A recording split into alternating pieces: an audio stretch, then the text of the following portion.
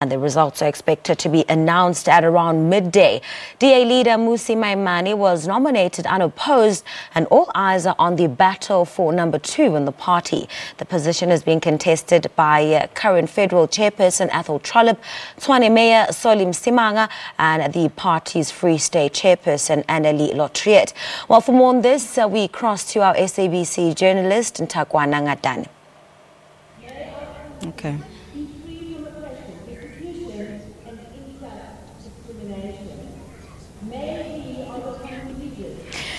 Well, good morning and welcome to day 2 of the Democratic Alliance Federal Congress 2018. Yesterday, we saw the party begin with the party leader, Mmusi Maimane's address. Most of it he spent talking about how the party should be dealing with issues of diversity, but also that the party itself was going to look at a diversity clause. This was an amendment to the Constitution that was proposed by himself and the leader of the party, but also supported by people like Mayor of Tshwane, Solly Msimanga, as well as Mayor of Nelson Mandela Bay, Athol Trollip.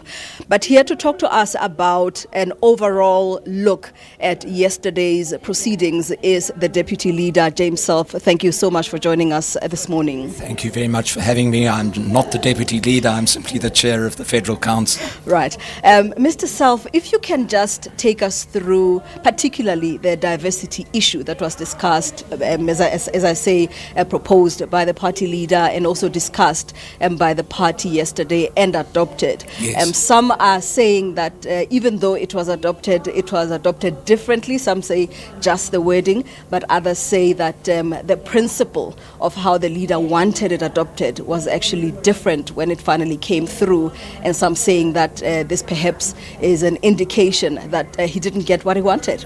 No, I think he got exactly what he wanted, because in South Africa words can mean different things to different people, and the challenge that we faced jointly was to advance diversity without resorting to quotas.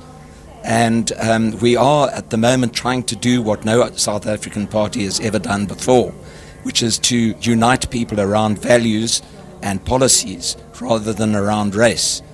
And so what we wanted to do is to encapsulate that in our constitution, that no matter where we came from, no matter what our backgrounds, so long as we were united around the values of the party, we could be Democrats together. And so that clause said that we would want to promote diversity in South Africa and in our party without resorting to quotas, and we've achieved exactly that, and that's why it got unanimous support. But how do you effect it if you don't have a specific mechanism in which, or even specific goals by which you measure how much diversity you've achieved? Well, that's exactly why we have diversity targets. So each public representative of the Democratic Alliance binds him or herself to achieving certain diversity targets. We have in our nomination regulations a provision that allows an executive to refer a list back to the selection panel if it considers it insufficiently diverse.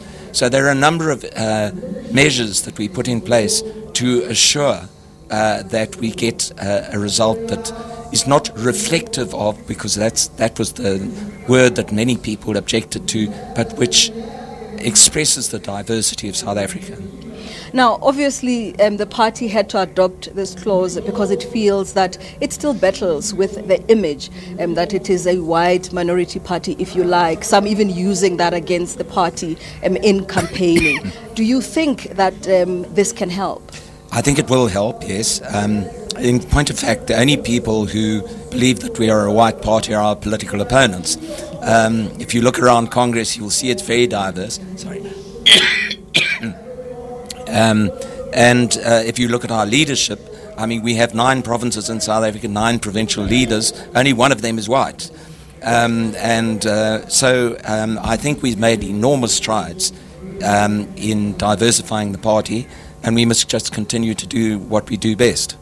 Now, the other issue I think that's got a lot of eyes on it is whether or not the party will approve the increase in terms of the term from 3 to 5 years. Yeah, the matter was extensively discussed at the Federal Council on Friday, and we have decided to drop that particular amendment. So what will happen is that constitutional clause will remain as it is at the moment, which is 3-year terms. Why is that? Well, there was a feeling that the leaders needed to renew their mandate, that 5 years was too long a period, and that is why the ANC is in the trouble it is with its elective conference, and we believe that it would be better to have a shorter period.